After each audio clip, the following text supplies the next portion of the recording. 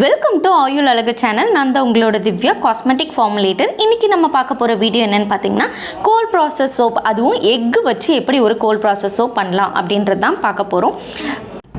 இந்த முட்டை சோப் எப்படி பண்ணுறதுன்னு பார்க்குறதுக்கு முன்னாடி இதுக்கு தேவையான இன்க்ரீடியன்ட்ஸ், அதோட பெனிஃபிட்ஸை பற்றி தெரிஞ்சுக்கிட்டு வீடியோக்குள்ளே போகலாம் வாங்க. ஃபர்ஸ்ட் இன்க்ரீடியன்ட் பார்த்திங்கன்னா கோகோனட் ஆயில். கோகோனட் ஆயில் ஹார்ட்னஸும் லேதரும் நல்லா தருன்றதுக்காண்டி எல்லா ரெசிபிலையும் கண்டிப்பாக இருக்கக்கூடிய ஒரு ஆயில்னால் கோகோனட் ஆயில். இதை நார்மலாக நம்மளோட ஸ்கின்ல அப்ளை பண்ணும்போது ஹைட்ரேஷனும் மாய்ஸ்சரும் இருக்கும். ஆனால் இது காஸ்டிக் சோடாவோட சேரும்போது இதோட கிளென்சிங் ப்ராப்பர்ட்டிஸ் அதிகமாகும். நம்மளோட ஸ்கின்ல இருக்கக்கூடிய டர்ட்ஸ் அண்ட் இம்ப்யூரிட்டிஸை ரிமூவ் பண்ணி எடுக்கிறதுக்கு ரொம்பவே ஹெல்ப்ஃபுல்லாக இருக்கும். அது மட்டும் இல்லாமல் நம்மளோட சோப்பை நல்லா நுரைக்கி வைக்கிறதுக்கும் இது ஹெல்ப்ஃபுல்லாக இருக்குது. அடுத்த இன்க்ரீடியன்ட் பார்த்திங்கன்னா மஸ்டர்ட் ஆயில். கடுகுலேருந்து எடுக்கக்கூடிய ஒரு எண்ணெய் தான் இது. இதில் ஆன்டி பாக்டீரியலும் ஆன்டி ஃபங்கல் ப்ராப்பர்ட்டிஸும் அதிகமாக இருக்கனால நம்மளோட ஸ்கின்னை நல்ல மாய்ஸ்சராக வச்சுருக்கு. ஆனால் இதை அதிகமாக ஆட் பண்ணிடாதீங்க. கொஞ்சம் அந்த கடுகு எண்ணெயில் ஒரு ஸ்மெல் வரும்ல, அது நிறைய பேருக்கு பிடிக்காது. ஸோ அதனால் கம்மியாக தான் நம்ம ஆட் பண்ணணும். ஸ்கின்க்கு ரொம்பவே பெனிஃபிட்ஸ். அடுத்த இன்க்ரீடியன்ட் பார்த்திங்கன்னா சன்ஃப்ளவர் ஆயில். சன்ஃப்ளவர் ஆயில் ஒரு ஆலிவ் ஆயிலுக்கு நல்ல ஒரு ரீப்ளேஸ்மெண்ட்னு சொல்லலாம். நல்ல சாஃப்ட் ஆயில் தான் இது. இதால் அதிகமாக நுரைக்கக்கூடிய தன்மைலாம் வர வைக்க முடியாது. இதில் விட்டமின் இ அதிகமாக இருக்கனால நம்மளோட ஸ்கின்னை நல்ல மாய்ஸ்சராக வச்சுருக்கும். சென்சிட்டிவ் ஸ்கின்க்கும் இதை நம்ம யூஸ் பண்ணலாம். ஸ்கின்னை கண்டிஷனிங் பண்ணுறதுக்கு ஹெல்ப்ஃபுல்லாக இருக்குமே தவிர்த்து இதால் சோப்பை நல்லா ஹார்டன் பண்ண முடியாது. அடுத்த இன்க்ரீடியன்ட் பார்த்திங்கன்னா பாம் ஆயில். பாம் ஆயிலும் கோகோனட் ஆயிலும் சேரும்போது அதோட காம்போ வேறு லெவலில் இருக்கும். ஏன்னா நல்ல ஹார்டன் கிடைக்கும், நம்மளோட சோப்புக்கு நல்ல லேதருமே கிடைக்கும். ஸோ அந்த ரீசனுக்காக தான் நம்ம பாம் ஆயில் யூஸ் பண்ணியிருக்கோம். இதில் பாம் ஆயில் யூஸ் பண்ணும்போது அது ஒரு மாதிரி நெய் மாதிரி இருக்கும்ல. ஸோ அதை கம்ப்ளீட்டாக டிசால்வ் பண்ணிவிட்டு, அதாவது மெல்ட் பண்ணணும். இதில் டபுள் பாயிலிங்கில் லேசாக ஹீட் வச்சிங்கன்னா மெல்ட் ஆயிரும். அதுக்கப்புறம் தான் நம்ம யூஸ் பண்ணணும். அடுத்தது ஒரு முக்கியமான இன்க்ரீடியன்ட் பார்த்திங்கன்னா sodium hydroxide, NaOH, caustic soda, lye, இந்த மாதிரி இதுக்கு டேர்ம்ஸ் இருக்குது. இது அதிகபட்சமான அல்கலின்றனால இதோட pH பார்த்திங்கன்னா 13 இருக்கும். டேரெக்டாக நம்ம கையில் ஹேண்டில் பண்ணோன்னா கை பேர்ன் ஆகும், இரிட்டேட் ஆகும். ஸோ அதனால் க்ளவுஸு, ஐ ப்ரொடெக்ஷனு, ஃபுல் ஹேண்டு ட்ரெஸ் இந்த மாதிரி போட்டு ஓப்பன் ஸ்பேஸில் தான் இது கூட ஒர்க் பண்ண முடியும். அப்படி பண்ணால் தான் நமக்கு சேஃப்டியும் கூட. இது ஏன் இம்பார்ட்டண்டான இன்க்ரீடியண்ட்டுன்னு பார்த்தீங்கன்னா, நம்ம ஆயிலில் இருக்க ஃபேட்டி ஆசிட்ஸை சோப்பாக மாற்றுறது இந்த சோடியம் ஹைட்ராக்சைடு தான். இது ஏன் எப்படி ஒர்க் ஆகுதுன்னு பார்த்தீங்கன்னா, இது ஒரு பேஸாகவும் ஆயிலில் இருக்கக்கூட ஃபேட்டி ஆசிடும் பேஸும் நியூட்ரலைஸ் ஆகி அங்கே சோப் ஃபார்ம் ஆகுது. அதோட ப்ராசஸ் நேம் என்னன்னு கேட்டிங்கன்னா சாப்பானிஃபிகேஷன். அந்த சாப்பானிஃபிகேஷன் ப்ராசஸ் நடக்கிறது மூலியமாக தான் ஒரு ஆயிலை சோப்பாக நம்மளால் மாற்ற முடியுது. அடுத்த இன்க்ரீடியண்ட் எக். இதில் 2 எக் யூஸ் பண்ண போகிறோம். ஃபுல்லாக எல்லோ அண்ட் ஒயிட் ரெண்டுத்தையுமே தான் யூஸ் பண்ண போகிறோம். இது எதுக்காக நம்ம யூஸ் பண்ணுறோம், இதில் என்ன பெனிஃபிட்ஸ் இருக்குது அப்படின்னு பார்த்திங்கன்னா, அந்த மஞ்சள் கருவில் பார்த்திங்கன்னா ஃபேட் அதிகமாக இருக்குது. அது மட்டும் இல்லாமல் நியூட்ரியன்ஸும் அதில் இருக்குது. அதன் மூலியமாக நம்மளோட ஸ்கின்னை நல்ல மாய்ஸ்சராகவும் ஈவன் டோன் பண்ணி கொடுக்கறதுக்கு ஹெல்ப்ஃபுல்லாக இருக்குது. எக் ஒயிட்டில் என்ன இருக்குதுன்னு பார்த்திங்கன்னா, இதில் ஃபேட் இல்லை, ஆனால் அதிகபட்சமான ப்ரோட்டீன் இருக்குது. அதன் மூலியமாக நம்மளோட ஸ்கின் ஏஜிங் ப்ராசஸை ஸ்லோ டவுன் பண்ண முடியும். நம்மளுக்கு ரிங்கிள்ஸ், பிக்மெண்டேஷன் அந்த மாதிரி இருக்கிற பிரச்சனைகளை ரெடியூஸ் பண்ணி கொடுக்கறதுக்கு இந்த எக் ஒயிட் யூஸ்ஃபுல்லாக இருக்குது. அதனால தான் நம்ம எக் சோப்பில் ஃபார்முலேட் பண்ணியிருக்கோம். இப்போது இந்த ரெசிபிக்கு என்னென்ன ஆயில்ஸ் யூஸ் பண்ண போகிறோம், அதுக்கு எப்படி கால்குலேஷன் பண்ணணும் அப்படின்றத பார்க்கலாம். ஃபர்ஸ்ட்டு நான் coconut oil 231 gram, palm oil 231 gram, mustard oil 35 gram, sunflower oil 203 gram, டோட்டலாக நான் 700 கிராம் ஆஃப் ஆயில் எடுக்க போகிறேன். இந்த 700 கிராம் ஆஃப் ஆயில் சோப்பாக மாறணும்னா எனக்கு எவ்வளோ அமௌண்ட் ஆஃப் காஸ்டிக் சோடா தேவை அப்படின்றத தான் இப்போ கால்குலேட் பண்ண போகிறோம். அப்படி கண்டுபிடிக்கணும்னா அதுக்கு நமக்கு எல்லா ஆயிலோட சாப் வேல்யூ தெரியணும். ஃபர்ஸ்ட்டு 231 கிராம் கோகோனட் ஆயில், அதோட சாப் வேல்யூ பார்த்திங்கன்னா 0.191. அடுத்தது பாம் ஆயிலோடது 0.141. அடுத்தது மஸ்டர்ட் ஆயிலுக்கு 0.120, சன்ஃப்ளவர் ஆயிலுக்கு 0.135.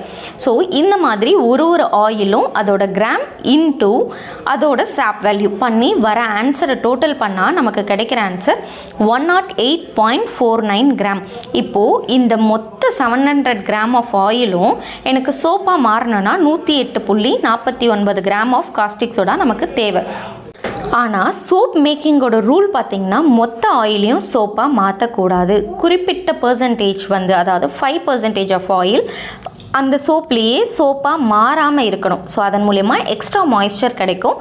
நம்மளோட காஸ்டிக் சோடானால் எந்த பாதிப்பும் ஸ்கின்க்கு வராமல் இருக்கும். ஸோ அதுக்காக பண்ணக்கூடியதான் இந்த super fat 5%.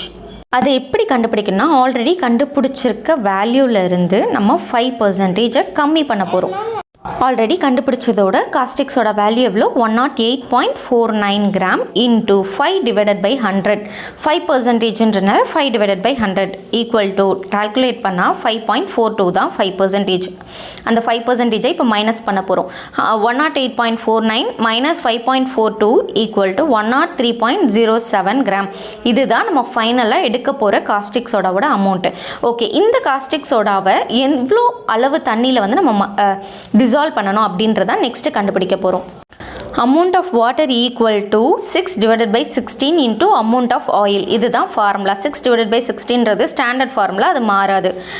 Into amount of ஆயில்ன்றது நம்ம இந்த ரெசிபிக்கு யூஸ் பண்ணியிருக்கிறது amount of oil 700 gram of total amount of oil தான் எடுத்துக்கணும்.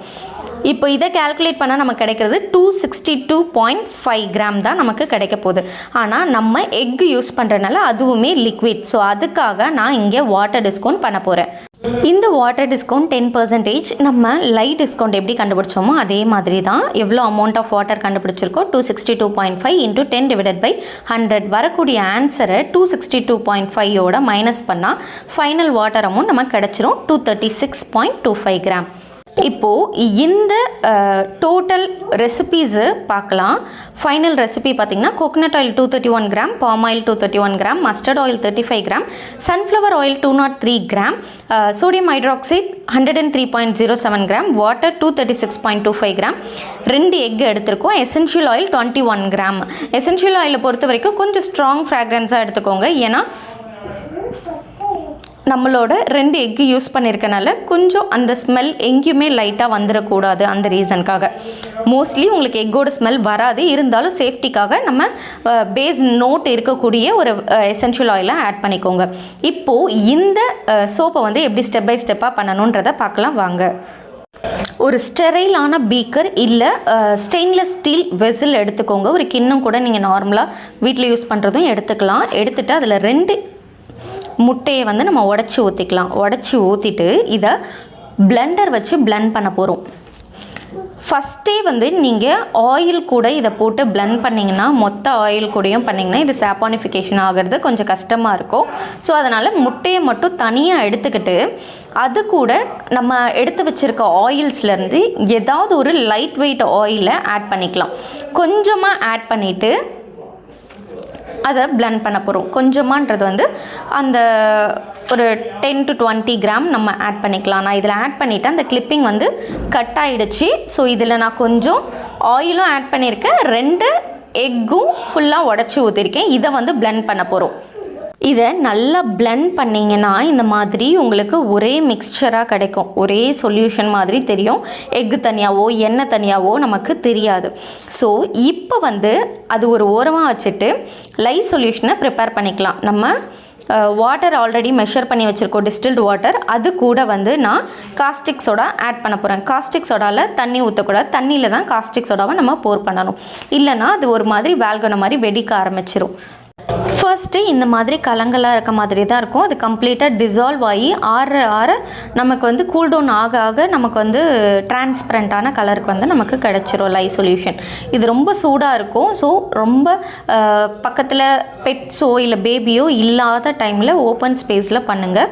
கொஞ்சம் சேஃப்டியாக இருக்கும். இது ஒரு பக்கம் ஆறட்டும். அதுக்குள்ளே நம்ம மெயின் பீக்கர் எடுத்துக்கலாம். எந்த ஒரு பாத்திரனாலும் அகலமான பாத்திரம் எடுத்துக்கோங்க. அதில் ஆயில்ஸ் வந்து ஆட் பண்ண ஆரம்பிச்சிடலாம். ஒரு ஆயில்ஸும் நீங்கள் ஒரு வாட்டி தனியாக மெஷர் பண்ணி ஆட் பண்ணிக்கோங்க. இல்லைனா ஒரே பாத்திரத்தில் வச்சு மெஷர் பண்ணும்போது எக்ஸ்ட்ரா ஆயில் ஊற்றிட்டோன்னா நம்மளால் எடுக்க முடியாது. இது பார்த்திங்கன்னா பாம் ஆயில் நல்லா நெய் மாதிரி ரொம்ப திக்கான கன்சிஸ்டன்சி இருக்குல்ல, இது வந்து ஃபேட்டி ஆசிட்ஸ் ஈவனாக ஸ்ப்ரெட் ஆகணும்னா இதை கம்ப்ளீட்டாக நம்ம மெல்ட் பண்ணி தான் ஆட் பண்ணணும். இப்போ ஆட் பண்ணுறது பார்த்திங்கன்னா மஸ்டர்ட் ஆயில், கடுகு எண்ணெய் தான் நம்ம வந்து ஆட் பண்ணுறோம். இதை கம்ப்ளீட்டாக நான் ஹீட் பண்ணி மெல்ட் பண்ணிக்க போகிறேன். மெல்ட் பண்ணதுக்கப்புறம் பார்த்திங்கன்னா நமக்கு இந்த மாதிரி நல்ல ஒரே ஆயில் மாதிரி நமக்கு தெரியும். பாம் ஆயிலை மெல்ட் பண்ணாமல் ஆட் பண்ணக்கூடாது. இப்போ இது கூட ஆறி இருக்கிற நம்ம லை சொல்யூஷன் வந்து ஆட் பண்ணிக்கலாம். ஆட் பண்ணும்போது ஃபில்டர் பண்ணிக்கலாம். 1-2 தூசியோ இல்லை ஏதாவது இருந்துச்சு அப்படின்னா, இல்லை கரையாமல் லை இருந்துச்சு, காஸ்டிக் சோடா இருந்துச்சுனாலும் நமக்கு அது ஃபில்டர் ஆயிரும். ஸோ அந்த ரீசனுக்காக, சேஃப்டிக்காக நம்ம ஃபில்டர் பண்ணி எடுத்துக்கலாம். எடுத்துட்டு இதை நல்லா ஃபஸ்ட்டு ஸ்பேட்சுலா வச்சு மிக்ஸ் பண்ணி விட்டுக்கோங்க. மிக்ஸ் பண்ணிவிட்டு இப்போ வந்து இதை நம்ம பிளெண்ட் பண்ண ஆரம்பிக்கலாம். பிளெண்டர் சின்ன பிளெண்டர் யூஸ் பண்ணாதீங்க, பெரிய பிளெண்டர் யூஸ் பண்ணிக்கோங்க. ஏன்னா இது நம்ம 700 கிராம்னும் போது ஆல்மோஸ்ட் 1 kg கிட்ட உங்களுக்கு வரும். ஸோ பிளெண்டர் வச்சு நம்ம பிளெண்ட் பண்ணிக்கலாம். நல்லா மிக்ஸ் பண்ணும்போது இதே மாதிரி ஒரே மிக்ஸ்சராக இருக்கணும். நமக்கு எந்த இடத்துலையும் மேலே ஆயில் மிதக்கிற மாதிரி தெரியக்கூடாது. ஸோ அந்த அளவுக்கு நம்ம மிக்ஸ் பண்ணிவிட்டு அதோட டெக்ஸ்சர் பார்த்திங்கன்னா நீங்கள் எடுத்தோடனே தனித்தனியாக கொட்டும், மழை கொட்டுற மாதிரி கொட்டும் உங்களுக்கு. அந்த இதிலேருந்து கொட்டுது பார்த்திங்களா, அந்த பிளெண்டர்லேருந்து. ஸோ அந்த ஸ்டேஜ் வரும்போது நம்ம பீட் பண்ணி வச்சுருக்க எக்கை வந்து போட போகிறோம். எக் வந்து கம்ப்ளீட்டாக ஸ்பேச்சுலாலேருந்து நம்மளோட பீக்கரை க்ளீன் பண்ணுற மாதிரி ஃபுல்லாக போர் பண்ணிடுங்க. போர் பண்ணிவிட்டு அதுக்கப்புறம் நம்ம திரும்பி பிளெண்ட் பண்ண ஆரம்பிக்க போகிறோம்.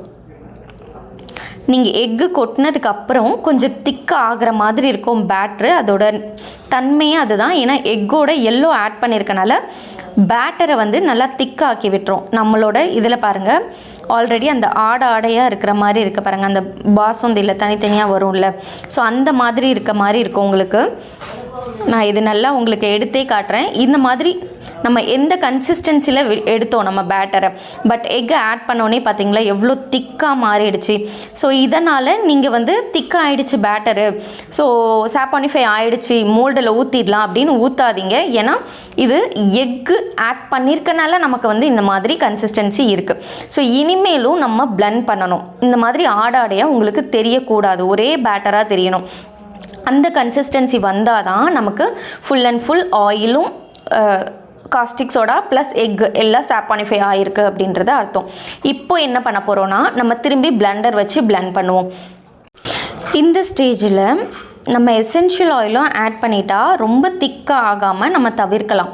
ஸோ அந்த ரீசனால தான் நம்ம எக்கை ஆட் பண்ண உடனே எசென்ஷியல் ஆயில் ஆட் பண்ணிட்டேன். இல்லைனா எப்போவுமே ஒரு அடிட்டிவ்ஸ் ஆட் பண்ணி அதை நல்லா மிக்ஸ் ஆனதுக்கப்புறம் தான் எசென்ஷியல் ஆயிலோ ஃப்ராக்ரன்ஸ் ஆயிலோ நம்ம ஆட் பண்ணுவோம். ஸோ இப்போ பார்த்திங்கன்னா உங்களுக்கு அந்த ஆடையாக எங்கேயுமே தெரியல, நல்லா பிளெண்ட் ஆகிடுச்சு. ஒரே என்ன சொல்கிறது, ஒரே பேட்டர் மாதிரி இருக்குது உங்களுக்கு.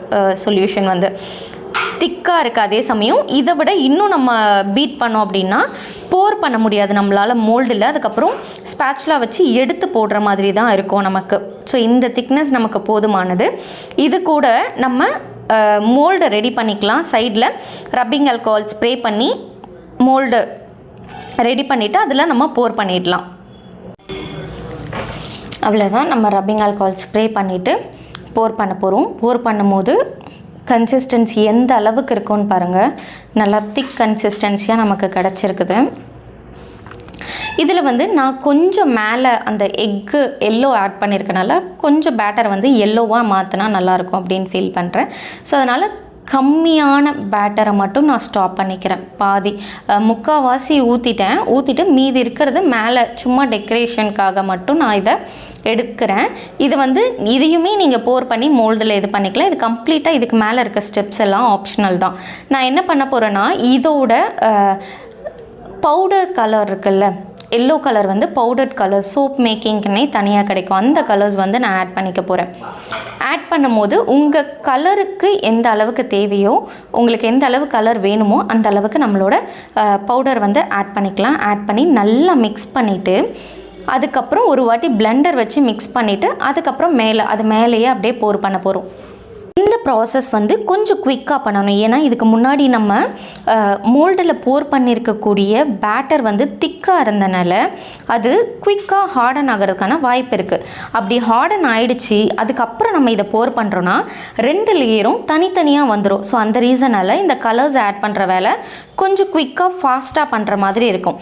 இதுக்கு மேலே வந்து நம்ம அப்படியே லேயர் மாதிரி ஊற்றிக்கலாம். ஊற்றிட்டு அதை ஜஸ்ட்டு ஸ்பேச்சுலா வச்சு ஈவன் பண்ணிவிட்டு நம்மளோட மோல்டை டேப் பண்ணிங்கனாலே உங்களுக்கு ஈவன் ஆகிடும்.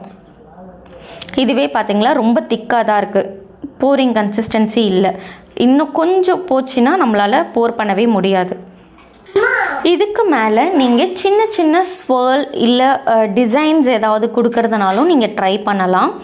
இந்த மாதிரி திக்காக இருக்கக்கூடிய பேட்டரில் நீங்கள் எத்தனை வாட்டி வேணாலும் வைப் பண்ணிவிட்டு திரும்பி நம்ம ஸ்பேச்சுலாவில் ஈவன் பண்ணிவிட்டு திரும்பி என்ன டிசைன் வருது அந்த மாதிரி நீங்கள் நிறைய ட்ரை பண்ண முடியும். இதில் ஸ்வர்ல் சும்மா ப்ராக்டிஸ் பண்ணுறதுனா இந்த மாதிரி கன்சிஸ்டன்சியில் நமக்கு பேட்டர் இருந்ததுன்னா ரொம்ப ஹெல்ப்ஃபுல்லாக இருக்கும் இந்த ஸ்வர்ல் கற்றுக்கிறதுக்கு.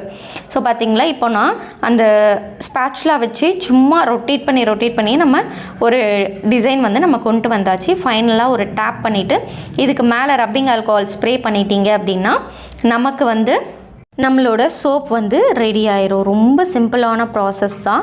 அது மட்டும் இல்லாமல் எக்கோட பெனிஃபிட்ஸும் நம்ம ஸ்கின்க்கு கிடைக்குது. இது ஒரு 24 48 ஹவர்ஸ் கூட ஹார்டன் ஆகிறதுக்கு டைம் எடுக்கும். ஒரு இடத்தோட கிளைமேட்டை பொறுத்து இருக்குது, இது மாறும். இது அன்மோல் பண்ணி கட் பண்ணதுக்கப்புறம் எப்படி இருக்குன்றதை நான் காட்டுறேன். என்னால் கட் பண்ணுற வீடியோ வந்து காட்ட முடியல, வெளியில் போயிட்டோம். அதனால் அவசரமாக அன்மோல் பண்ணி கட் பண்ணுற மாதிரி ஆயிடுச்சு. இது பார்த்திங்கன்னா அங்கங்கே மேலே எல்லோ இருக்க மாதிரியும் லைட்டாக க்ரீனிஷ் ஷேட் வந்திருக்கு. நம்ம மஸ்டர்ட் ஆயிலும் எக்கும் ஆட் பண்ணியிருக்கனால அது கொஞ்சம் க்யூர் ஆக உங்களுக்கு அந்த க்ரீன் வந்து லைட்டன் ஆயிரும். இந்த வீடியோ உங்களுக்கு ஹெல்ப்ஃபுல்லாக இருந்திருக்கும்னு நினைக்கிறேன். இது வரைக்கும் நீங்கள் நம்ம சேனலை சப்ஸ்கிரைப் பண்ணலைன்னா சப்ஸ்கிரைப் பண்ணுங்கள். மறக்காமல் பெல் ஐக்கான் டேப் பண்ணுங்கள். அப்போ தான் நெக்ஸ்ட் போடுற காஸ்மெட்டிக் மேக்கிங் வீடியோ உங்களுக்கு நோட்டிஃபிகேஷனாக வந்து சேரும். தேங்க்யூ.